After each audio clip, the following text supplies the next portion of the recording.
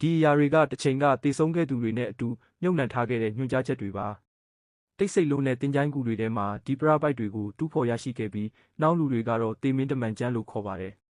ဒီကျမ်းစာတွေရဲ့ရည်ရွယ်ချက်ကတော့ကွယ်လွန်သွားတဲ့ဝိညာဉ်တွေကိုတမလွန်မှာလမ်းပြပေးဖို့ပဲဖြစ်ပါတယ်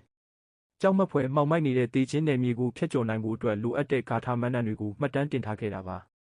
ကျမ်းစာအရသေဆုံးသွားသူတွေဟာအန္တရာယ်များတဲ့မီးရှံမြစ်ကိုအရင်ဆုံးဖျက်ကျော်ကြရတယ်လို့ဆိုပါတယ်ဂါထာတစ်ပုဒ်ချင်းစီကခရီးသွားဝိညာဉ်ကိုဂိတ်တကားတစ်ခုပြီးတစ်ခုဘေးကင်းစွာဖျက်ကျော်နိုင်စေမှာဖြစ်ပါတယ်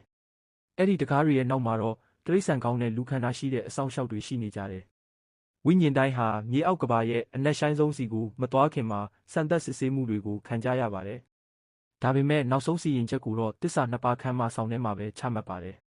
ရှေးဟောင်းအီဂျစ်လူမျိုးတွေရဲ့ယုံကြည်ချက်အရအဲ့ဒီဝိညာဉ်ရဲ့နှလုံးသားကိုရွှေချိန်ခွင်တစ်ဖက်မှာတင်လိုက်ပါတယ်